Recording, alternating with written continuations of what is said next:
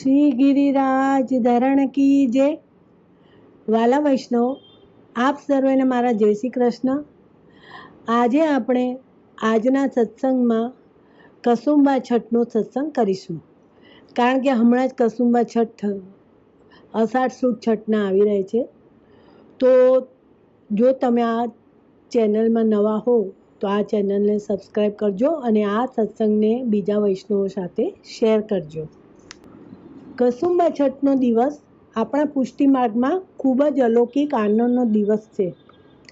કારણ કે આ દિવસે 6 મહિનાનો વિપ્રયોગ એટલે કે વિરહ પૂરો કરી અને શ્રી ગુસાઈજી ફરીથી સેવામાં શ્રી ગિરિરાજજીના મંદિર પર પધારેલા હતા. શ્રી ગુસાઈજીને આપણા અષ્ટસખામાંના એક એવા શ્રી કૃષ્ણદાસ અધિકારીજીએ શ્રી ઠાકોરજીની સેવામાંથી 6 માસ સુધી વંચિત કરી દીધા હતા. શ્રી ગુસાઈજી માટે આ 6 માસનો વિરહ કાળો અત્યંત કપરો હતો. જે એક ક્ષણ પર ઠાકોરજી વગર રહી ન શકે અને શ્રી ઠાકોરજી પણ એક ક્ષણ વિના શ્રી ગુસાઈજી વગર રહી ન શકે, તેમને માટે તો આ 6 મહિનાનો વિયોગ કેમ કરીને વ્યતીત થાય.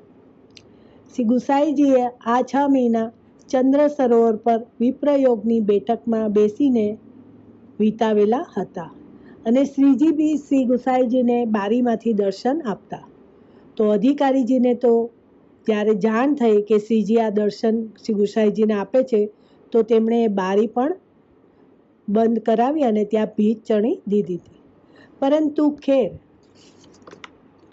ત્યાં તો 6 માસના વિરહની અવધિ પૂરી થઈ ગઈ અને શ્રી ગિરિરાજ ધરણ કી જય, શ્રી ગોવર્ધનનાથ કી જય, પરમ કૃપાલ શ્રી વિઠ્ઠલેશ પ્રભુ કી જય. પૂરા 6 માસની શ્રીનાથજીની સેવાથી વંચિત એવા શ્રી વિઠ્ઠલેશ પ્રભુએ જતીપુરામાં શ્રી ઠાકોરજીની સેવાનો ક્રમ પુનઃ સંભાળી લેવા ચંદ્ર સરોવરથી પુનરાગમન કર્યું. ત્યારે જતીપુરા અન્યોરનું આકાશ શ્રી વિઠ્ઠલેશ પ્રભુના જય જયકારથી ગાજી ઉઠ્યું અને આ દિવસે આકાશે પણ એક કસુંબી રંગ ધારણ કરેલો હતો.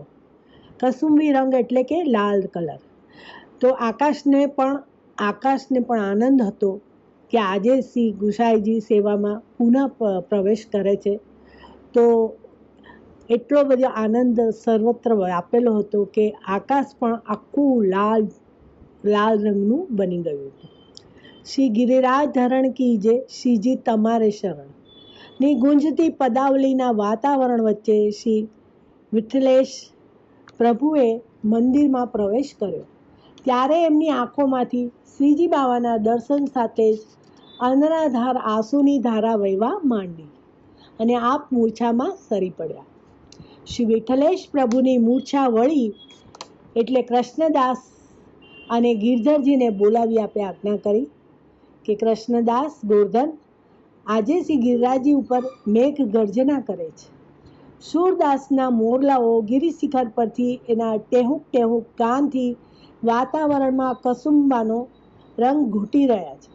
અષાઢ સુદ છઠના આ દિવસે મારા વાલાને પ્રેમના લાલ રંગથી મઢી લેવા છે અને મારે પણ પ્રેમના લાલ રંગથી રંગાઈ જવું છે.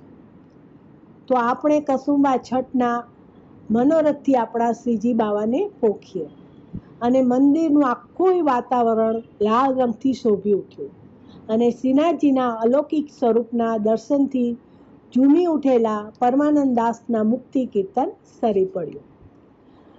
મોહન લાગે પ્યારો માઈ મોહે, મોહન લાગે પ્યારો,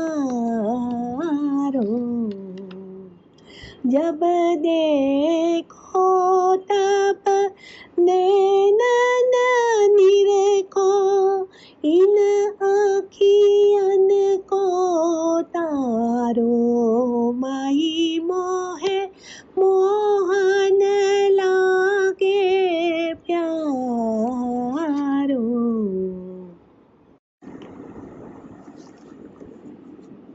શ્રી કસુંબા છઠને લગતું એક કીર્તન બાંધે કસુંબી પાગ, લાલમાઈ બાંધે કસુંબી પાગ. સોરઠ મલ્હાર રાગમાં શ્રી ઠાકોરજીના શિંગાર સમયનું આ કીર્તન છે. આ કીર્તન શ્રી ગંગાબાઈ રચિત છે, કારણ કે કીર્તનની છાપ શ્રી વિઠ્ઠલ ગિરિધરન છે. આ કીર્તન જ્યારે લાલ ઘટા હોય ત્યારે પણ ગવાય છે. શ્રી ઠાકોરજીએ બધું જ લાલ કલરનું ધારણ કરેલું છે. શ્રી ઠાકોરજીની પાગ કસુંબી રંગની છે અને હાથમાં લાલ છડી પણ એમને લીધેલી છે અને એકમેક અનુરાગથી વરસાદમાં ભીંજાઈ રહ્યા છે. કટી ઉપર કસુંબી પીછોડા ધારણ કરેલા છે અને કસુંબી ઉપરણો છે. શ્રી ઠાકોરજી શ્રી રાધિકાજીની સાથે વાતો કરે છે અને તે પણ કસુંબી એટલે કે અનુરાગયુક્ત શબ્દોથી ભરેલી છે અને બંનેના નયનો આ કસુંબી અનુરાગયુક્ત વાતાવરણથી લાલ બની ગયા છે. તેઓ શ્રી યમુના તટ પર હરિત ભૂમિમાં ઊભા રહી રાગ મલ્હારમાં આ કીર્તન ગાઈ રહ્યા છે. તો ચાલો આપણે પણ આ કીર્તનનો રસાસ્વાદ માણીએ. બાંધે કસુંબી પાગ, લાલ માઈ બાંધે કસુંબી પાગ. બાંધે કસુંબી પાગ, લાલ માઈ બાંધે કસુંબી પાગ. કસુંબી છડી હાથ में लिए, बीज रहे अनुराग, लाल माई बांधे कसुंबी पाग. कसुंबोई कटी बन्यो है पिछोरा, कसुंबोई कटी बन्यो है पिछोरा, कसुंबी उपरे ना. कसुंबी बात कहत राधा सो, कसुंबी बात कहत राधा सो, कसुंबे बने दोने ना, लाल माई बांधे कसुंबी पाग. हरित भूमि यमुना तट ठाड़े, हरित भूमि यमुना तट ठाड़े, गावत राग मल्हार. श्री विठ्ठल गिरिधरन छबिलो, श्री विठ्ठल गिरिधरन छबिलो, श्याम घटानु हार, लाल माई बांधे कसुंबी पाग. बांधे कसुंबी पाग, लाल माई बांधे कसुंबी, बांधे कसुंबी, बांधे कसुंबी पाग. जय श्री कृष्ण. આમે લાલ રંગ તો અનુરાગનો હોય છે. શ્રી ઠાકોરજી અને શ્રી સ્વામિનીજી ભીંજાઈને એટલા તો અનુરાગયુક્ત થઈ જાય છે કે બંને પોતપોતાની રીતે આંખોમાંથી કસુંબી રંગ પ્રગટ કરે છે અને આપણને પણ સાથે સાથે એ લીલામાં ભીંજવી દે છે. આપણા રોમે રોમમાં શ્રી રાધા કૃષ્ણ અનુરાગયુક્ત વ્યાપી જાય છે.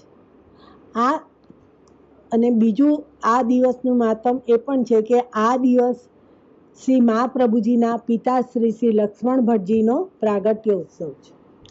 આ જ દિવસે શ્રી તિલકાયત શ્રી ગોવિંદલાલજી અને વર્તમાન તિલકાયત શ્રી ઇન્દ્રદમનજી મહારાજ ગાદી ઉપર તિલકાયત તરીકે બિરાજ્યા હતા.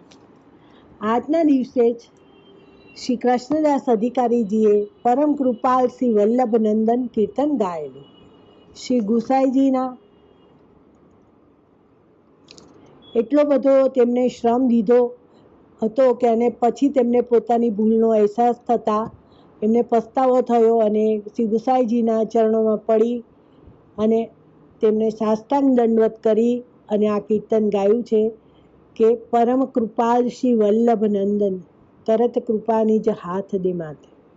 અને આ જ કીર્તન આપણે ત્યાં જ્યારે વલ્લભકુલની આરતી કરીએ ત્યારે પણ આપણામાં આ જ કીર્તન આજની તારીખ સુધી ગવાય છે. આજનો સત્સંગ શ્રી ઠાકોરજીના ચરણોમાં સમર્પિત.